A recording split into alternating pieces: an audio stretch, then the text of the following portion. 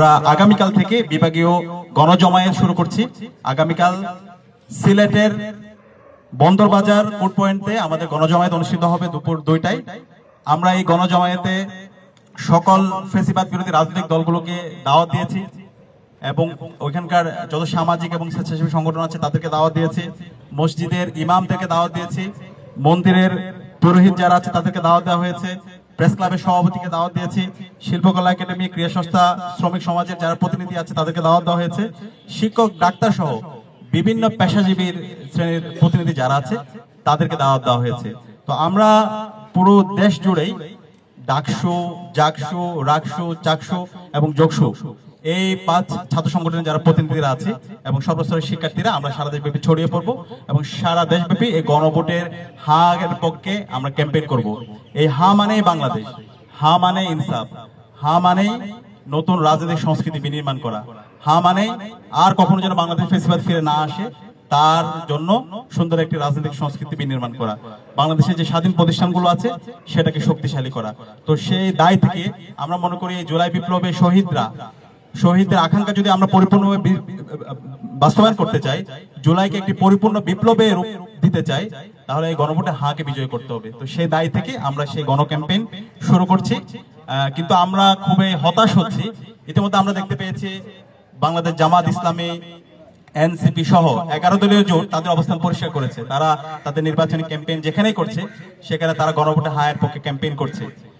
কিন্তু আমরা খুবই হতাশ হচ্ছি, বাংলাদেশের একটি রাজনৈতিক দল তারা নিজেদেরকে বড় দল দাবি করে, কিন্তু আমরা দেখতে পাচ্ছি তাদের এই ভুল পলিসির কারণে তারা দিনে দিনে ছোট দল হয়ে যাচ্ছে। তো এই ভুল পলিসি থেকে আপনারা বেরিয়ে আসেন। আপনি সারা দেশব্যাপী বক্তৃতা দিচ্ছেন, ক্যাম্পেইন করছেন, কিন্তু আপনার মুখ দিয়ে কেন গণভোটের পক্ষে হায়ের কথা বের হচ্ছে না? এটার মাধ্যমে আপনাদের যে অবস্থান সেটা দিনে দিনে দুর্বল হচ্ছে।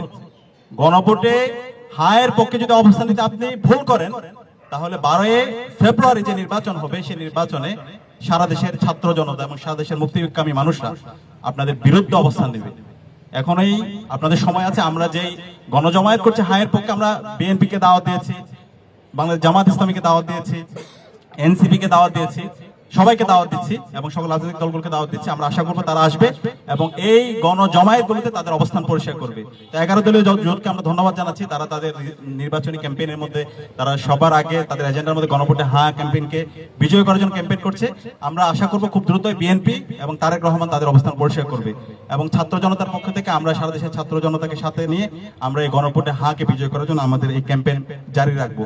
এবং একই সাথে মসজিদের যারা ইমামরা আছে, মন্দিরে যারা পুরোহিতরা আছে এবং বিভিন্ন পেশাজীবী যারা আছেন, আপনাদের সবাইকে আহ্বান করব, সর্বপর্যায়ের ছাত্র, নাগরিক, শ্রমিক সবাইকে আহ্বান করব এই গণভোটে হায়ের পক্ষে আমরা যেন সারা দেশব্যাপী একটা গণজাগরণ গড়ে তুলি। ইতিমধ্যে জনগণ সিদ্ধান্ত নিয়ে নিয়েছে তারা গণভোটে হাকে বিজয়ী করার জন্য হায়ের পক্ষে তারা গণজমায়েত এবং গণজোয়ার তারা শুরু করেছে।